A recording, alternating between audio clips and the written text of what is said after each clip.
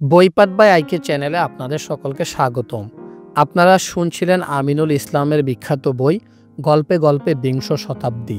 আজকে চতুর্থ পর্ব, প্রথম মহাযুদ্ধে ব্রিটিশদের পক্ষে ভারতীয়দের অবদান, ইতিহাসের হারিয়ে যাওয়া এক অধ্যায়। জারিফ বলল, মামুন, আজকে তোমাকে ইতিহাসের এক হারিয়ে যাওয়া অধ্যায় সম্পর্কে বলবো। এটা ইতিহাসের হারিয়ে যাওয়া অধ্যায় এজন্য যে এটা নিয়ে ইউরোপিয়ান ঐতিহাসিকেরা কোনো উচ্চবাক্য করেননি। আমাদের দেশের কোনো ইতিহাস বইতেও সেভাবে বলা নাই। যুদ্ধ যখন শুরু হলো 1914 সালে, তখন থেকেই জনবল ও টাকা পয়সার সন্ধানে ব্যতিব্যস্ত হয়ে পড়ল ব্রিটেন। ব্রিটেন তো মূলত ছোট্ট একটা দ্বীপ রাষ্ট্র। যেভাবেই হোক, বিশাল ভারতবর্ষ তখন ব্রিটেনের সম্পূর্ণ করায়ত্ত। তাই মহাশক্তিশালী জার্মানদের মোকাবেলার জন্য ব্রিটেন এবার ভারতবর্ষ থেকে লোক সংগ্রহ শুরু করলো। মামুন বলল, তাজ্জব ব্যাপার, আমি তো কোনোদিন শুনিনি ভারতবর্ষের লোকজন প্রথম মহাযুদ্ধে অংশ নিয়েছে। জারিফ বলল, এজন্যই তো বললাম এটা ইতিহাসের হারিয়ে যাওয়া এক অধ্যায়। লক্ষ্য করো, অস্ট্রেলিয়া ও নিউজিল্যান্ডের সৈন্যরা গ্যালিপুলিতে যে ত্যাগ স্বীকার করেছে তা প্রথম মহাযুদ্ধের ইতিহাসে স্বর্ণাক্ষরে লেখা আছে। কত বইপত্র যে লেখা হয়েছে গ্যালিপুলি যুদ্ধ নিয়ে, তার কোনো ইয়ত্তা নেই। অথচ ভারত উপমহাদেশের লোকজন তার চেয়ে বেশি অবদান রেখেছে ব্রিটিশ সাম্রাজ্যকে রক্ষা করার। গ্যালিপুলি যুদ্ধে অস্ট্রেলিয়া নিউজিল্যান্ডের মোট নিহত সেনার সংখ্যা 11,000। অথচ প্রথম মহাযুদ্ধে প্রায় 75,000 ভারতীয় সৈন্য নিহত হয়েছে ব্রিটিশ সাম্রাজ্যকে রক্ষা করতে গিয়ে। প্রায় 13 লক্ষ ভারতীয় সিপাহী প্রথম মহাযুদ্ধের বিভিন্ন ফ্রন্টে যুদ্ধে অংশ নিয়েছে। ব্রিটিশ সরকার ভারতীয় জনগণ ও রাজনীতিবিদদের মিথ্যা আশ্বাস দিয়ে হাতে পায়ে ধরে সৈন্যবাহিনী সাজিয়েছে। বিপদ কেটে যাবার পর ব্রিটেন আর ভারতীয় জনগণের কথা শোনেনি। মামুন জিজ্ঞেস করল, কি প্রতিশ্রুতি দিয়েছিল ব্রিটেন যে পরে আর রক্ষা করতে পারেনি? অনেক প্রতিশ্রুতি দিয়েছিল।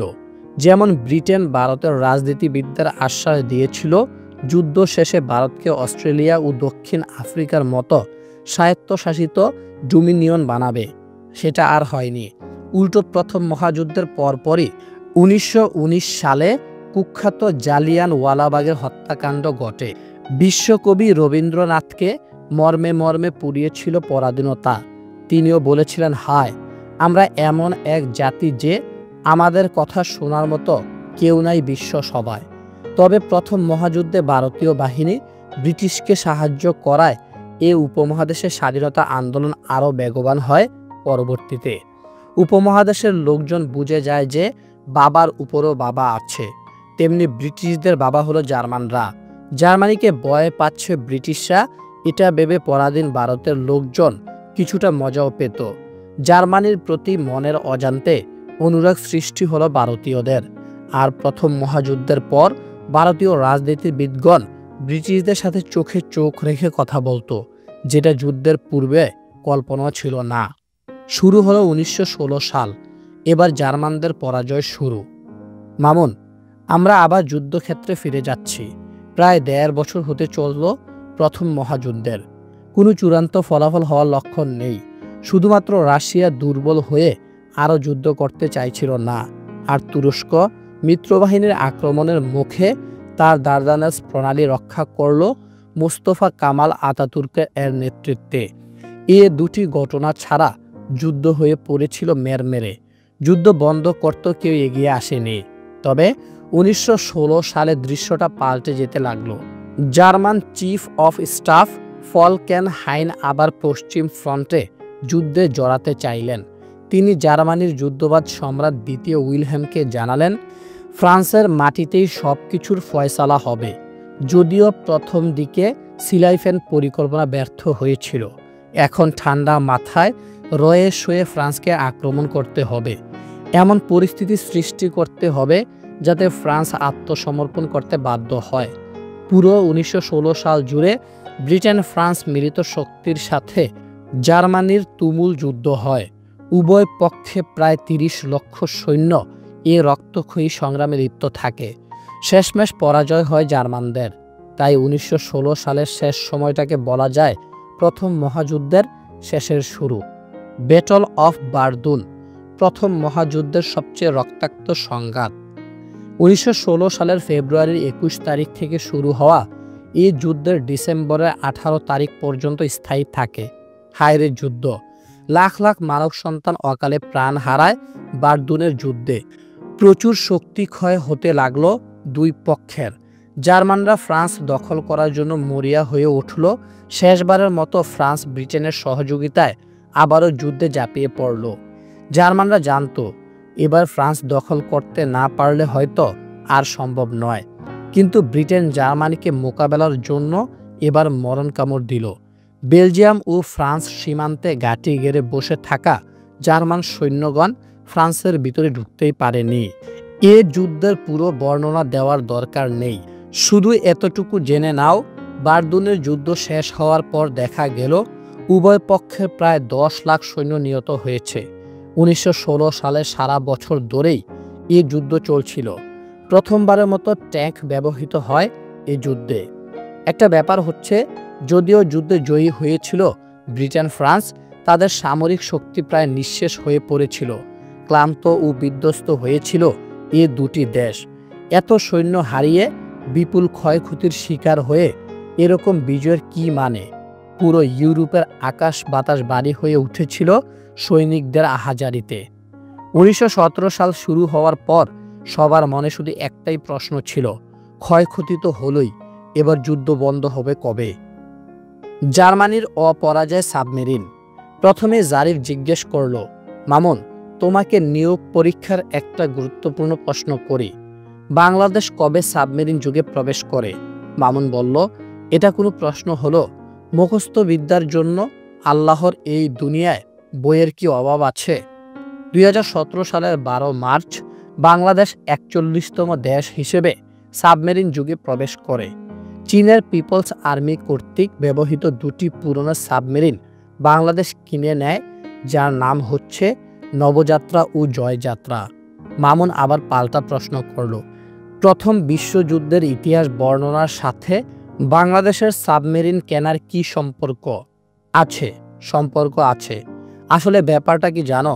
পৃথিবীতে আমরা যে কত পিছিয়ে আছি তথ্য প্রযুক্তির দিক দিয়ে, জাতি হিসেবে আমরা যে কত নবীন সেটাই বলতে চাই। দুটি সাবমেরিন কিনে বাংলাদেশের লোকজন যে লাফালাফি করছে, মনে হচ্ছিল বাংলাদেশ বুঝি বিশ্ব পরাশক্তি হয়ে গেল। এজন্য অল্প কিছু পেলে এত গরিমা দেখানো ঠিক না, এটাই বলতে চাই আমি। যে দুই পুরনো সাবমেরিন নিয়ে বাংলাদেশের তাবৎ বুদ্ধিজীবী সমাজের এত লম্ফজম্প, সেটা আমার ভালো লাগেনি। যদিও বাংলাদেশের এই দুই সাবমেরিন ক্রয়ে দেশের নৌবাহিনীর ক্ষমতা অনেকখানি বৃদ্ধি পেল সমুদ্রে, অন্তত ভারত ও মিয়ানমারের চোখে চোখ রেখে কথা বলা যাবে, এটা সত্যি। এটা অবশ্যই আমাদের জন্য গর্বের বিষয়। কিন্তু এই সাবমেরিন দিয়ে পাগলা জার্মানি পুরো বিশ্বকে আতঙ্কিত করে তুলেছিল সেই প্রথম বিশ্বযুদ্ধে। ঠিক বাংলাদেশ যে বছর সাবমেরিন কিনে তার প্রায় 100 বছর পূর্বে 1917 সালে জার্মান সাবমেরিনের আক্রমণে দিশেহারা হয়ে পড়েছিল মিত্রবাহিনী। সে গল্পই বলবো এবার। জার্মান নৌবাহিনীর পাগলা খেলা। আমি আগেই বলেছিলাম, প্রথম বিশ্বযুদ্ধ ছিল জার্মানির কাছে এক রোমান্টিসিজম। ব্রিটেন, ফ্রান্সের জগৎজোড়া কলোনিগুলো যাতে জার্মানরা দখলে আনতে পারে এবং দুই শক্তিকে পরাজিত করে জার্মানরা যাতে বিশ্বের প্রভু হতে পারে, সে নেশায় উন্মাতাল ছিল জার্মানি। প্রথমেই সিলাইফেন পরিকল্পনা মোতাবেক ফ্রান্স দখল করতে ব্যর্থ হয়। এরপর জার্মান নৌবাহিনী যুদ্ধ উন্মাদ জার্মানির সম্রাট দ্বিতীয় উইলহেমকে বুঝাতে সক্ষম হয়, স্থলবাহিনী যাই করুক না কেন, নৌবাহিনী যদি ব্রিটেন ও ফ্রান্সকে পুরো আটলান্টিক মহাসাগরে পরাজিত করতে পারে, তাহলে ব্রিটেন ও ফ্রান্স দুর্বল হতে বাধ্য। এই দুই শয়তান সারা পৃথিবীতে লুণ্ঠন চালাচ্ছে সমুদ্র পথে, তাই সমুদ্র পথেই তাদেরকে শায়েস্তা করতে হবে। প্রস্তাবটি মেনে ধরল জার্মান সম্রাট দ্বিতীয় উইলহেমের। নৌবাহিনীর জন্য তিনি কারিগরি টাকা ঢাললেন। সাবমেরিন তখন তার উদ্ভাবনের প্রাথমিক পর্যায়ে। সম্রাটের হুকুমে জার্মান প্রকৌশলী ও বিজ্ঞানীরা সাবমেরিন বানাতে লেগে গেলেন। জার্মান যাত্রার কারবার দেখো। কয়েক মাসের ব্যবধানে জার্মানরা ইউ-বোট নামে সাবমেরিন বানিয়ে ফেললেন। এরপর একটার পর একটা সাবমেরিন দাপিয়ে বেড়াতে লাগলো ব্রিটেনের উপদ্বীপের আশপাশ। উত্তর সাগর ও ফ্রান্স সন্নিহিত আটলান্টিক মহাসাগরকে ওয়ার জোন বানিয়ে হুঙ্কার দিল জার্মানরা, এই এলাকায় কোনো বিদেশি জাহাজ আসতে পারবে না, আসলেই ধ্বংস করে দেওয়া হবে। জার্মান স্থূল বাহিনী কিন্তু একের পর এক মার খাচ্ছে। সিলাইফেন পরিকল্পনা ব্যর্থ হওয়ার পর 1917 সালে বার্দুন ও সুমের যুদ্ধে জার্মান স্থলবাহিনী যখন পরাজিত হলো, তখন ব্রিটেন আর ফ্রান্সের উল্লাস দেখে কে? কিন্তু তখনই যুদ্ধের মোড় ঘুরিয়ে দিল জার্মানির ইউ-বোট নামক সাবমেরিন। মনে রেখো, ব্রিটেন সেই রানী এলিজাবেথের আমল থেকেই সমুদ্রের ডন। 1588 সালে স্প্যানিশ নৌবাহিনীকে পরাজিত করেই বিশ্বে মাস্তানি করা শুরু করে ব্রিটেন। সেই 300 বছর যাবৎ ব্রিটিশ রাজকীয় নৌবাহিনীকে হারানোর কথা কেউ স্বপ্নেও ভাবতে পারত না। সর্বকালের সর্বশ্রেষ্ঠ বীরদের অন্যতম ফ্রান্সের নেপোলিয়ন ব্রিটিশ নৌবাহিনীকে কখনোই বশে আনতে পারেননি। অথচ জার্মানি মাত্র কয়েক মাসে ব্রিটেনের 300 বছরের ইতিহাসকে মাটিতে নামিয়ে ফেলল। যত ধ্বংসলীলাই করুক না কেন, জার্মান জাতির সৃজনশীলতাকে নতমস্তকে কুর্নিশ করা ছাড়া আর কোনো উপায় নেই। ব্রিটেনের স্থলযুদ্ধের সমস্ত অর্জন জার্মানির সাবমেরিন আক্রমণে ফলহীন হয়ে পড়ল। যুদ্ধে নামল আমেরিকা, কিন্তু এই সাবমেরিন দিয়ে মাস্তানি করে জার্মানির নিজের জন্য আরেক বিপদ ডেকে আনল। 1915 সালের শুরুর দিকে জার্মানি যখন উত্তর সাগরকে ওয়ার জোন ঘোষণা করল, তার কয়েক মাস পরই ব্রিটিশ যাত্রীবাহী জাহাজ লুসিতানিয়াকে ডুবিয়ে মারল জার্মান সাবমেরিন। তারিখটি ছিল 1915 সালের 7 মে। 1201 জন যাত্রী ডুবে মারা যায়, তার মধ্যে 128 জন ছিলেন আমেরিকান। ক্ষেপে উঠলেন আমেরিকান শান্তিবাদী প্রেসিডেন্ট উড্রো উইলসন। জার্মানির কাছে ক্ষতিপূরণ চাইল আমেরিকা। জার্মানি ক্ষতিপূরণ তো দিলই না, উল্টো ঘোষণা দিল যে উত্তর সাগরে ব্রিটেন ও ফ্রান্স অভিমুখী যে কোনো যাত্রীবাহী ও পণ্যবাহী জাহাজকে সে ডুবিয়ে মারবে। জার্মানির কাছে আছে সাবমেরিন, যেটার সাথে কেউ পাল্লা দিতে পারত না। শত শত জাহাজ ধ্বংস করেছে জার্মানি। সাবমেরিন দিয়ে ব্রিটেনের কত বড় অর্থনৈতিক ক্ষতি করেছে যে জার্মানরা, তা ছিল অতুলনীয়। কিন্তু কথা হচ্ছে, জার্মানির এই মাস্তানি আমেরিকা সহ্য করবে কেন? ব্রিটেন ছিল আমেরিকার সবচেয়ে বড় অর্থনৈতিক অংশীদার। আমেরিকার জাহাজগুলো অবশ্যই ব্রিটেনে যাবে। যখন আমেরিকা দেখল জার্মানি তাকেও পাত্তা দিচ্ছে না, জার্মান সাবমেরিন একটার পর একটা জাহাজ ডুবিয়ে যাচ্ছে, অনেক ধৈর্য ধরার পর 1917 সালের ফেব্রুয়ারি মাসের 3 তারিখ জার্মানির সাথে কূটনৈতিক সম্পর্ক ছিন্ন করল আমেরিকা। জার্মানির সাথে যুদ্ধ অনিবার্য হয়ে উঠল আমেরিকার। 1917 সালের এপ্রিল মাসের 2 তারিখ মার্কিন কংগ্রেসে যুদ্ধ প্রস্তাব নিয়ে গেলেন আমেরিকার প্রেসিডেন্ট উড্রো উইলসন। তিনি বললেন, it is a war against all nations. American ships have been sunk, American lives taken, in ways which it has stirred us very deeply to learn of, but the ships and people of other neutral and friendly nations have been sunk and overwhelmed in the waters in the same way. There has been no discrimination. The challenge is to all mankind. কংগ্রেসে যুদ্ধ প্রস্তাব পাশ হলো। প্রায় 20 লাখ সৈন্যের বিশাল বাহিনী নিয়ে এবার জার্মানিকে শায়েস্তা করতে মাঠে নামল আমেরিকা। যুদ্ধ থেকে সরে গেল রাশিয়া। আমেরিকা যখন আটঘাট বেঁধে যুদ্ধে নামল, রাশিয়ার সামনে তখন আরেক বাস্তবতা। রাশিয়া অন্যান্য পরাশক্তির মতো এত উন্নত ছিল না। তার উপর জার্মানির কাছে মার খেয়ে চরম হতাশ ছিল রাশিয়া। 1917 সালের মার্চ মাসে রাশিয়ান জারের পতন ঘটে। অন্তর্বর্তী সরকার দেশ চালাচ্ছিল। সেই অন্তর্বর্তী সরকারকে হটিয়ে সমাজতন্ত্রের অন্যতম মহানায়ক লেনিন ক্ষমতায় দখল করেন 1917 সালের নভেম্বর মাসে। রাশিয়ান ক্যালেন্ডার অনুযায়ী অক্টোবর মাস। বিশ্বের বুকে প্রথম সমাজতান্ত্রিক দেশ হিসেবে আত্মপ্রকাশ করে রাশিয়া। ক্ষমতা নিয়েই লেলির এই যুদ্ধ থেকে রাশিয়াকে সরিয়ে নেয়ার পরিকল্পনা করেন। 1917 সালের ডিসেম্বরের 15 তারিখ যুদ্ধবিরতি ঘোষণা করেন রাশিয়া। 1918 সালের মার্চ মাসের 3 তারিখ জার্মানির সাথে একটি চুক্তি করে রাশিয়া, যেটির নাম ব্রেস্ট-লিটবক্স চুক্তি। এই চুক্তির মাধ্যমে রাশিয়া চূড়ান্তভাবে যুদ্ধ থেকে সরে যায়। যেভাবে শেষ হলো যুদ্ধ, আগে যেটা বলেছিলাম, 1917 সালে 3টি বড় ঘটনা প্রথম মহাযুদ্ধের মোড় ঘুরিয়ে দেয়। প্রথম ঘটনাটা ছিল সাবমেরিন নিয়ে জার্মানির মাস্তানি। জার্মানির অব্যাহত সাবমেরিন আক্রমণে দিশেহারা হয়ে পড়েছিল মিত্রশক্তি। ব্রিটেনের জলসীমায় কেউ আসতে পারত না জার্মানির ভয়ে। এই তালিকায় ছিল আমেরিকার মতো নব্য পরাশক্তি। জার্মানির আগ্রাসী আচরণে আমেরিকাও যুদ্ধে যোগ দেয়। দ্বিতীয় ঘটনাটি ছিল আমেরিকার যোগদান। আমেরিকার যুদ্ধে যোগ দেওয়ার কারণে ব্রিটেন ফ্রান্সের শক্তি অনেকখানি বেড়ে যায়। তৃতীয় ঘটনাটা ছিল যুদ্ধক্ষেত্র থেকে রাশিয়া সরে যাওয়া। 1918 সালের মার্চ মাসের 3 তারিখ রাশিয়া জার্মানির সাথে যুদ্ধবিরতি চুক্তি করে। যুদ্ধের পূর্ব ফ্রন্ট অনেকটাই শান্ত হয়ে পড়ে। জার্মানি সব সৈন্য পশ্চিম প্রান্তে সরিয়ে আনে। আবার শুরু হয় ফ্রান্স সীমান্ত বরাবর তুমুল যুদ্ধ। জার্মানির সাবমেরিন আক্রমণের বিপরীতে অবশেষে ব্রিটেনও পাল্টা আঘাত দিতে থাকে। 1918 সালের শুরুতেও মনে হচ্ছিল জার্মানরা অপরাজয়, কিন্তু দিন যতই যেতে লাগলো জার্মানদের প্রতিরোধ ব্যবস্থা ততই ভেঙে পড়ল।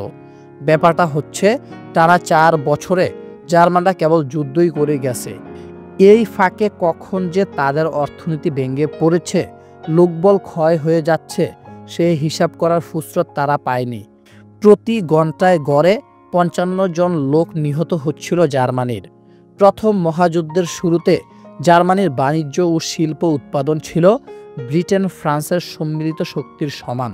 কিন্তু ধনী রাষ্ট্র আমেরিকা জার্মানির বিরুদ্ধে নামায় জার্মানদের পতন শুরু হয়।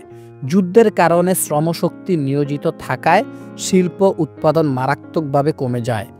জার্মানির মিত্র তুরস্ক ও অস্ট্রিয়া হাঙ্গেরিও যুদ্ধ থেকে সরে দাঁড়ায়। জার্মানি হয়ে পড়ল একদম একা। এমন অবস্থা হয়ে গেল যে খোদ জার্মানির মাটিতে ঢুকে পড়বে ব্রিটেন ফ্রান্স আমেরিকার সম্মিলিত বাহিনী। জার্মান নাগরিক সমাজে অসন্তোষ দেখা দিল। অথচ যুদ্ধ শুরুর দিকে জার্মানির আপামর জনসাধারণ যুদ্ধকে সমর্থন জানিয়েছিল। তারা ভেবেছিল এই বুঝি মাসখানেকের মধ্যেই জার্মানির দুর্বার আক্রমণে পুরো ইউরোপ ঠান্ডা হবে। কিন্তু সেটা আর হয়নি। তাই জার্মানি যুদ্ধবিরতি করতে বাধ্য হলো। 1918 সালে 11 মাসের 11 তারিখের বেলা 11টা, 11 নভেম্বর 1918 বেলা 11টা জার্মানি যুদ্ধবিরতি ঘোষণা করল। শেষ হলো মানব ইতিহাসের প্রলয়ঙ্কারী এক যুদ্ধের। যুদ্ধবিরতি হলে শান্তি কি আসলো? জার্মানি যুদ্ধবিরতি ঘোষণা করার সাথে সাথে লন্ডন প্যারিসে আনন্দ মিছিল শুরু হলো। মনে হলো পৃথিবীটা আবার শান্ত হয়ে পড়ল। কিন্তু সে আশা ছিল আসলে সুদূর পরাহত। 90 লক্ষ সৈন্য মারা যায় প্রথম বিশ্বযুদ্ধে। নিরীহ লোক মারা যায় আরও 50 লক্ষ। আহতদের তালিকা বাদই দিলাম। যুদ্ধক্ষেত্রের সৈনিক বাড়িতে গিয়ে কি করবে? কারণ তার পরিবারের সদস্যরা বেঁচে নেই।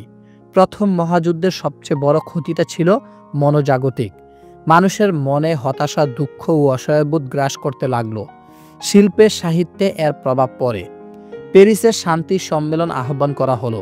শান্তি সম্মেলনের প্রধান উদ্যোক্তা আমেরিকার প্রেসিডেন্ট উড্রো উইলসন। পরাজিত জোট জার্মানি, তুরস্ক, অস্ট্রিয়া হাঙ্গেরি এই 3 দেশকে শাস্তি দেওয়ার জন্য পাগলপ্রায় হয়ে উঠল ব্রিটেন ফ্রান্সের নেতৃত্বে মিত্রশক্তি। উড্রো উইলসন সবাইকে শান্ত করার চেষ্টা করছিলেন। যে উদ্দেশ্য নিয়ে শান্তি সম্মেলন আহ্বান করা হলো, সে প্রত্যাশিত শান্তি আর আসলো না। প্যারিসের শান্তি চুক্তি ও লিগ অব নেশনস প্রতিষ্ঠা। যুদ্ধ বিগ্রহের আলাপ করতে করতেই আমাদের 16টি পর্ব কেটে গেল। বিগত 16টি পর্বে আমরা মূলত দেখিয়েছি প্রথম বিশ্বযুদ্ধ পূর্ববর্তী আন্তর্জাতিক সম্পর্কের সমস্ত সমীকরণ। কোন কোন দেশগুলি একে অপরের শত্রু মিত্র ছিল সেগুলো আলোচনা করেছি। 11 নভেম্বর 1918 সাল। এদিনই জার্মানি আত্মসমর্পণ করতে বাধ্য হয় ব্রিটেন, ফ্রান্স, ইতালি, আমেরিকা কর্তৃক নেতৃত্ব দানকারী মিত্রশক্তির কাছে। জার্মানির সঙ্গী তুরস্ক আরও 12 দিন পূর্বেই ব্রিটেনের কাছে আত্মসমর্পণ করে। 8 দিন আগে নভেম্বরের 3 তারিখ আত্মসমর্পণ করে জার্মানির আরেক জোটসঙ্গী অস্ট্রিয়া-হাঙ্গেরি। প্রথম বিশ্বযুদ্ধের অক্ষশক্তির 3 খেলোয়াড় যথা জার্মানি, তুরস্ক, অস্ট্রিয়া-হাঙ্গেরি যখন পরাজয়ে গ্লানি নিয়ে দুঃখছে, তখন মিত্রশক্তির অন্তর্ভুক্ত দেশগুলি আহত বাঘের মতো ফুঁসছে। যদিও মিত্রশক্তির দেশগুলি যুদ্ধে জিতেও শান্তিতে নেই।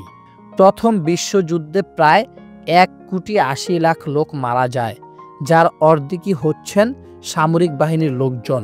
5 কোটিরও বেশি লোক আহত হয়। পুরো ইউরোপ জুড়ে হাহাকার পড়ে যায়। সবার মুখেই একই কথা, একই হলো, এভাবে কোটি কোটি মানুষ বেহুদা প্রাণ হারানোর জন্যই কি জ্ঞান বিজ্ঞানের অগ্রগতি? কেন মানুষ যুদ্ধে জড়াবে আর সাধারণ মানুষ ও সৈনিক মরবে? এমনও হয়েছে, একজন সৈনিক যুদ্ধক্ষেত্র থেকে বাড়িতে ফিরে গিয়ে দেখল তার পরিবারে কোনো সদস্য বেঁচে নেই। তাহলে সে কিভাবে বেঁচে থাকবে? সেই সৈনিক বিষ খেয়ে আত্মহত্যা করে ফেলে। মোট কথা হলো, জীবন সম্পর্কে বিতৃষ্ণা তৈরি হয় পুরো ইউরোপে। কয়েকদিন এরকম বিষণ্ণ ও অবসাদের মুহূর্ত কেটে যাবার পর মানুষজন দৈনন্দিন কাজে আবারও ব্যস্ত হয়ে পড়ে। মিত্রশক্তির রাজনীতিবিদরা ভাবলেন, এমন এক নতুন আন্তর্জাতিক ব্যস্ততা গড়ে তুলতে হবে যাতে আর কোনোদিন পৃথিবীতে যুদ্ধ না হয়। প্রথম বিশ্বযুদ্ধকে তারা আখ্যা দিয়েছেন a war to end all war.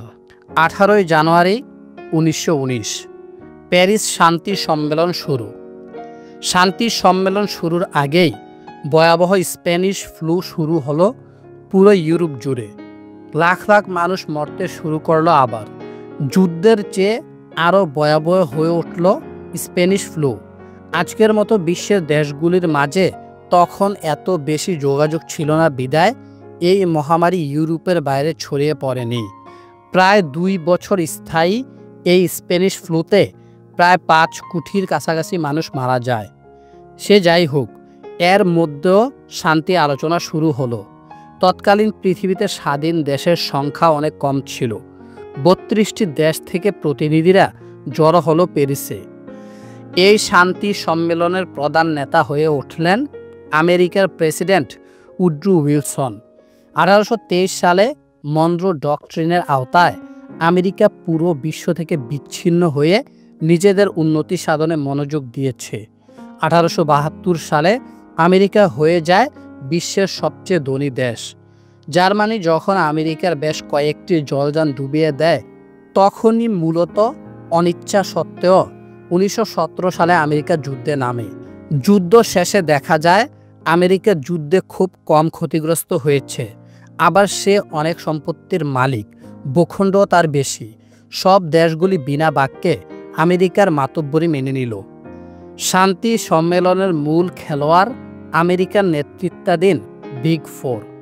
ব্রিটেনের প্রধানমন্ত্রী লয়েড জর্জ, ফ্রান্সের প্রেসিডেন্ট ক্লিমেন্ট শো, ইতালির প্রধানমন্ত্রী অরল্যান্ডো আর আমেরিকার প্রেসিডেন্ট উড্রো উইলসন। মিত্রশক্তির এই 4 খেলোয়াড় পুরো বিশ্ব বাগ বাটোয়ারা করতে বসলেন। তারা সারা পৃথিবীতে শান্তি আনবেন এবার। কিন্তু শান্তি আনার পূর্বশর্ত ছিল জার্মানির নেতৃত্বাধীন অক্ষশক্তিগুলোকে আগে কঠোরভাবে শাস্তি দেওয়া। শাস্তি দিতে হবে জার্মানিকে, কারণ জার্মানরাই যুদ্ধ সৃষ্টি করেছে। জার্মানি তার মিত্রদেরকে বারংবার উস্কানি দিয়ে শান্তির পথকে পদদলিত করেছে। শান্তি দিতে হবে অস্ট্রো-হাঙ্গেরিকে, কারণ তাদের যুবরাজকে মেরেছিল এক বিচ্ছিন্নতাবাদী সার্বিয়ান। একজন লোকের ভুল কাজ করার পরিণতি কখনোই পুরো জাতির উপর বর্তায় না। কেন অস্ট্রো-হাঙ্গেরি আগ বাড়িয়ে সার্বিয়ানদের বিরুদ্ধে যুদ্ধ ঘোষণা করল? গুরু জার্মানিকে শাস্তি দিলে তার শিষ্যকেও ছাড় দেয়া যাবে না। শাস্তি দিতে হবে ইউরোপের রুগ্ন মানুষ তুরস্ককে, কারণ তুরস্ক হচ্ছে জার্মানির ঘনিষ্ঠ মিত্র। জার্মানি যা বলেছে তুরস্ক তাই অক্ষরে অক্ষরে মেনে নিয়েছে। শাস্তি দিতে হবে বুলগেরিয়াকেও, কারণ বুলগেরিয়া জার্মানি, অস্ট্রো-হাঙ্গেরি আর তুরস্কের সাথে হাত মিলিয়েছে। এতে কি বোঝা যায়? আসলে কি তারা শান্তি আনার জন্য জড়ো হয়েছিলেন? মোটেও নয়। তারা বসেছিলেন নাটের গুরু জার্মানিকে চরম শাস্তি দেওয়ার জন্য। জার্মানিকে জন্মের শিক্ষা দেওয়ার জন্য ফ্রান্সের প্রেসিডেন্ট ক্লেমেন্সো আদা জল খেয়ে নেমেছিলেন। তিনি চিৎকার করে বলতে লাগলেন, এই বেজন্মার জাতেরা শুধু শুধু যুদ্ধ লাগিয়েছে, ওরা আমাদের উপর যুদ্ধ চাপিয়ে দিয়েছে। আজ ফ্রান্সের 25 লক্ষ লোক মারা গেছে। ফ্রান্সের নারীরা আজ বিধবা। এই জার্মানিকে এমন শিক্ষা দিতে হবে যাতে যুদ্ধ করার স্বাদ তাদের চিরতরে মিটে যায়। ইতালির প্রধানমন্ত্রী ক্ষেপে উঠলেন। 7 লক্ষ ইতালিয়ান প্রাণ হারিয়েছে এই অনর্থক যুদ্ধে। জার্মানির দোস্ত অস্ট্রিয়া হাঙ্গেরি আমাদের বিরুদ্ধে হামলা চালিয়েছে। আমরা যুদ্ধ করতে চাইনি। এখন অস্ট্রিয়া হাঙ্গেরিকে ভেঙে টুকরো টুকরো করে দিতে হবে। আর যুদ্ধ বাঁধানোর দায়ে আমাদেরকে দিতে হবে বিশাল ক্ষতিপূরণ। দুনিয়া জুড়ে সাম্রাজ্য পরিচালনাকারী ব্রিটিশ প্রধানমন্ত্রী লয়েড জর্জ একটু নরম। তিনি শুধু চান জার্মানিকে অর্থনৈতিকভাবে পঙ্গু করতে। ক্ষতিপূরণ পেলেই তিনি খুশি। জার্মানির কাছ থেকে ভূখণ্ড কেড়ে নেওয়ার পক্ষে তিনি নন। আবার লয়েড জর্জ ভাবলেন, তিনি যদি জার্মানির প্রতি কঠোর না হন তাহলে বন্ধুরাষ্ট্র ফ্রান্স হয়তো তাকে ভুল বুঝতে পারে। তাই ফ্রান্সের চিল্লাচিল্লিকে তিনি মৌন সমর্থন দিয়ে যান। আমেরিকার প্রেসিডেন্ট উড্রো উইলসন খুব ঠান্ডা মেজাজের মানুষ। সবার কথা তিনি মনোযোগ দিয়ে শুনছেন। হাজারো সমস্যায় জর্জরিত ইউরোপকে তিনি কিভাবে ঠান্ডা করবেন তা ভেবেই পাচ্ছেন না। একটা ব্যাপারে তিনি একমত, কাউকে কঠোর শাস্তি দেওয়াটা তিনি সমর্থন করছেন না। জার্মানির প্রতি অতটা নির্দয় হওয়া যাবে না, এটা তিনি ফ্রান্সকে বুঝিয়ে দিয়েছেন। আর একটা ব্যাপার লক্ষণীয়, সম্মেলনে পরাজিত শক্তি জার্মানি, তুরস্ক এবং অস্ট্রিয়া হাঙ্গেরির কোনো প্রতিনিধি নাই। উইলসন চান জার্মান ও তার জোটভুক্ত দেশগুলো যদি কোনো ভুলও করে থাকে তবুও তারা আসুক, তাদের উপস্থিতিতেই বরং চুক্তি হোক। আর সব দেশগুলোকে নিয়ে গঠিত হবে লিগ অফ নেশনস। কিন্তু ফ্রান্সকে কোনো মতেই ঠান্ডা করা যাচ্ছে না। আসলে জার্মানি প্রথম বিশ্বযুদ্ধের শুরুতেই ফ্রান্স দখল করার লক্ষ্যে দুর্বার অভিযান পরিচালনা করেছিল। এত কষ্ট করতে হয়েছে জার্মানিকে, মোকাবেলা করতে গিয়ে ফ্রান্সের তা এক কথায় অবিশ্বাস্য। ফ্রান্স পারলে জার্মানিকে 100 টুকরো করে ফেলে। শেষ পর্যন্ত ফ্রান্সের ইচ্ছাশক্তির কাছে উড্রো উইলসনকে পরাজিত হতে হয়। জার্মানিকে চরম অপমানজনক পরিস্থিতির দিকে ঠেলে দেয় মিত্রশক্তি। সে কাহিনী পরের পর্বে বলবো। তবে আরেকটা কথা জেনে রাখা ভালো, জার্মানির বিরুদ্ধে যখন একের পর এক শাস্তিমূলক ব্যবস্থা নেওয়ার পদক্ষেপ নেওয়া হচ্ছিল, তখন প্রথম বিশ্বযুদ্ধের এক সামান্য সৈনিক ল্যান্স কর্পোরাল, যার পদ, যিনি তখন এক হাসপাতালে চোখের চিকিৎসা নিচ্ছিলেন। প্রথম বিশ্বযুদ্ধে তিনিও জার্মানির হয়ে যুদ্ধক্ষেত্রে ছিলেন। জার্মানি যে আত্মসমর্পণ করে ফেলেছে মিত্রশক্তির কাছে, সেটা তার কাছে মোটেও ভালো লাগেনি। জার্মান জনগণের একটা অংশ এই আত্মসমর্পণকে ভালো চোখে দেখেনি। তিনিও ছিলেন তাদেরই দলে। কয়েক বছরের মধ্যেই এই সামান্য ল্যান্স কর্পোরাল হয়ে উঠেছিলেন জার্মানির জাতির ভাগ্যবিধাতা, যার নাম অ্যাডলফ হিটলার। পর্ব 18। মামুন জারিফকে জিজ্ঞেস করল, সবাই একটা জিনিস বলাবলি করে, প্রথম বিশ্বযুদ্ধের পরাজিত শক্তি জার্মানিকে বিভিন্ন মেয়াদে ও শর্তে কঠোর শাস্তি দেওয়ার কারণেই নাকি দ্বিতীয় বিশ্বযুদ্ধের সৃষ্টি। এটা কতটুকু সত্যি? জারিফ বলল, এটা অনেকাংশেই সত্যি। তোমাকে একটা কথা মনে রাখতে হবে যে যুদ্ধ যখন সংগঠিত হয় তখন সব পক্ষই বিভিন্ন অপরাধ করে। জার্মানি যদিও প্রথম বিশ্বযুদ্ধ সৃষ্টির হোতা, তবুও এ কথা মানতেই হবে ব্রিটেন, ফ্রান্স, আমেরিকার নেতৃত্বাধীন মিত্র শক্তিও জার্মানির প্রচুর ক্ষতি করেছে। সব পক্ষই যুদ্ধাপরাধ করেছে, কিন্তু জার্মানি পরাজিত হওয়ায় তাকে দোষারোপ করে তার কাছ থেকে ক্ষতিপূরণ আদায় করতে চাইছিল মিত্রশক্তি। দ্বিতীয় বিশ্বযুদ্ধের কারণ নিহিত আছে মিত্রশক্তির এই ইচ্ছাশক্তির মাঝে। জার্মান প্রতিনিধিদের জন্য রেল স্টেশনে নিশ্ছিদ্র নিরাপত্তা।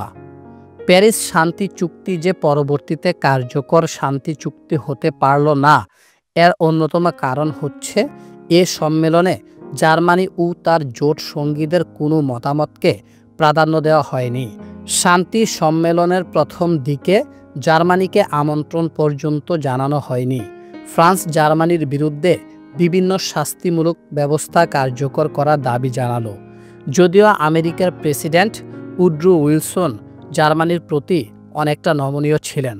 উইলসন আশঙ্কা করছিলেন জার্মানরা যে রকম একগুঁয়ে জাতি, তাদের প্রতি শাস্তি দিতে গেলে হিতে বিপরীত হতে পারে। উড্রো উইলসনের আন্তরিক ইচ্ছায় অবশেষে জার্মানির প্রতিনিধিরা প্যারিস আসলেন। প্যারিসে খবরটা পৌঁছে গেল যে জার্মান প্রতিনিধি দল আসছে। বিক্ষুব্ধ প্যারিসবাসীদের একটা দল পুরো ট্রেনটিকে জ্বালিয়ে দিতে চেয়েছিল। শেষ পর্যন্ত কঠোর নিরাপত্তায় জার্মানির প্রতিনিধি দলটি হোটেলে আস্তানা গড়ল। মামুন জিজ্ঞেস করল, একটা জিনিস আমার মাথায় আসছে না, আজকের পৃথিবীতে ফ্রান্সের সাথে জার্মানির এত বন্ধুত্ব যে আমি ভাবতেও পারছি না কিভাবে এই দুটো দেশ একসময় এত শত্রু ছিল। আমাদের বাংলাদেশেই ফ্রান্স আর জার্মানি দূতাবাস পর্যন্ত একসাথে, যার নাম ফ্রাঙ্কো জার্মান দূতাবাস। জারিফ বলল, আসলে দ্বিতীয় বিশ্বযুদ্ধের পরে ফ্রান্স আর জার্মানি বন্ধুত্বের পথে পা বাড়ায়। এই দুই দেশ বুঝতে পারে তারা যদি এভাবে ঝগড়া করে তাহলে ক্ষতি ছাড়া আর কিছুই নাই। দ্বিতীয় বিশ্বযুদ্ধে এই দুই দেশের শত্রুতা আরও ভয়াবহ ছিল। ফ্রান্সকে অধীনস্থ দেশ বানিয়ে আইফেল টাওয়ারে উঠে প্রস্রাব করেছিল জার্মানরা। সে কাহিনী বলবো দ্বিতীয় বিশ্বযুদ্ধের সময়। যা হোক, উইলসন পারলেন না ফ্রান্সকে থামাতে। ফ্রান্স তার স্বার্থ সিদ্ধির জন্য জার্মানির প্রতি কঠোর মনোভাব পোষণ করল এবং শেষ পর্যন্ত ফলাফল পেয়ে গেল। দেখো জার্মানির প্রতি কি ভয়াবহ শাস্তির বিধান জারি করা হলো। 1. আলসেস লোরেন প্রদেশটি ফ্রান্সের কাছে ফিরিয়ে দেওয়া হলো। এই প্রদেশটি 1871 সালে ফ্রান্সের কাছ থেকে দখল করেছিল জার্মানি। 2. জার্মানির অত্যন্ত গুরুত্বপূর্ণ কয়লা খনি সমৃদ্ধ শহর সারকে 15 বছরের জন্য ফ্রান্সের হাতে তুলে দেওয়া হলো। 15 বছর পরে গণভোট হবে এই শহরটি কোন দেশের অধীনে থাকবে। 3. জার্মানির রাইন নদীর পশ্চিম তীর ধরে মিত্রবাহিনীর সংরক্ষিত এলাকা থাকবে। জায়গাটা ছিল ফ্রান্সের সীমান্ত সংলগ্ন। জার্মানির ভয়ে সদা সন্তুষ্ট ফ্রান্স এই জায়গাটার নামকরণ করল রাইনল্যান্ড। 4. জার্মানির সমস্ত কলোনিগুলো কেড়ে নেওয়া হলো। 5. 1 লক্ষের বেশি সেনাবাহিনী গঠন করতে পারবে না জার্মানরা। 6. 36টা জাহাজ নিয়ে ছোট্ট একটা নৌবাহিনী চালাতে পারবে জার্মানরা, তবে কখনোই সাবমেরিন ব্যবহার করতে পারবে না। 7. জার্মানির কোনো বিমান বাহিনী থাকতে পারবে না। 8. জার্মানিকে অবনত মস্তকে যুদ্ধ বাঁধানোর সমস্ত দায় স্বীকার করে নিতে হবে। 9. শুধু দায় স্বীকারই যথেষ্ট নয়, মিত্রবাহিনীকে 660 কোটি পাউন্ড ক্ষতিপূরণ দিতে হবে জার্মানদের। মামুন বলল, সর্বনাশ, একটা জাতির উপর এত সর্বনাশা চুক্তি চাপিয়ে দিল, যুদ্ধ তো আরেকটা হবেই। জারিফ বলল, ব্রিটেন ফ্রান্স ভেবেছিল এই শাস্তি দিলে জার্মানি আগামী 100 বছরও দাঁড়াতে পারবে না, কিন্তু কে জানতো এই অপমানজনক চুক্তির বলেই জার্মানিতে উত্থান ঘটবে আর এক উন্মাদ হিটলারের। পরাজিত জার্মান জাতির আশা ভরসার স্থল হয়ে উঠবেন এই হিটলার। যা হোক, 1919 সালের জুন মাসের 29 তারিখে জার্মান প্রতিনিধি দল বাধ্য হয়ে এই চুক্তিতে সই করে। জার্মানির কাছ থেকে ভূমি কেড়ে নেওয়ার কারণে জার্মানি হারালো তার 80 লক্ষ নাগরিক ও 10% জমির মালিকানা। মামুন প্রশ্ন করল, জার্মানির প্রতি এত শাস্তি দেওয়া হলো, কিন্তু জার্মানির অপর দুই সঙ্গী তুরস্ক ও অস্ট্রো-হাঙ্গেরির প্রতি কী রকম শাস্তি দেওয়া হলো সে ব্যাপারে তো কিছুই বললে না এখনো। জারিফ উত্তর দিল যে মোট চুক্তি হয়েছিল আসলে 5টি। ভার্সাই চুক্তির কথা একটু আগেই জানলে। অস্ট্রিয়ার সাথে চুক্তি হয়েছিল ট্রিটি অব সেন্ট জার্মেইন। হাঙ্গেরির সাথে হয়েছিল ট্রিটি অব ট্রিয়ানন। যেহেতু অস্ট্রো-হাঙ্গেরি সাম্রাজ্য ছিল তুরস্কের মিত্র, তাই উপরের 2 চুক্তির মাধ্যমে এই সাম্রাজ্যকে ভেঙে টুকরো টুকরো করে দেওয়া হয়েছিল। চেকোস্লোভাকিয়া পোল্যান্ড ও হাঙ্গেরির মতো স্বাধীন দেশে জন্ম হয়েছিল। সার্বিয়া, ক্রোয়েশিয়া ও স্লোভেনিয়াকে নিয়ে গঠিত হয়েছিল যুগোস্লাভিয়া। প্রভাবশালী এক সাম্রাজ্যের চরণভূমি অস্ট্রিয়া হাঙ্গেরি ভেঙে হলো আলাদা দুটি স্বাধীন দেশ, আজকের অস্ট্রিয়া ও হাঙ্গেরি। আর বুলগেরিয়ার সাথে হয়েছিল ট্রিটি অব নিউ ইলি। বুলগেরিয়ার কাছ থেকে জমি নিয়ে যুগোস্লাভিয়া ও গ্রিসকে দেওয়া হয়েছিল। তুরস্কের সাথেও অত্যন্ত কঠোর শর্ত মোতাবেক ট্রিটি অব সব্রেস স্বাক্ষরিত হলো। এই চুক্তি ছিল তুরস্কের কাছে মৃত্যু সমতুল্য। তুরস্কের কপাল ভালো, ঠিক সেই সময়ে গর্জে উঠেছিলেন তাদের ইতিহাসের অন্যতম মহানায়ক মোস্তফা কামাল পাশা। তিনি এই চুক্তির শর্তের বিরুদ্ধে ঝাঁপিয়ে পড়েছিলেন তার বাহিনী নিয়ে। 1919 সালের মে মাসের 19 তারিখ থেকে শুরু হয় তুরস্কের স্বাধীনতা সংগ্রাম, যেটা শেষ হয় 1923 সালের 24 জুলাই মাসে।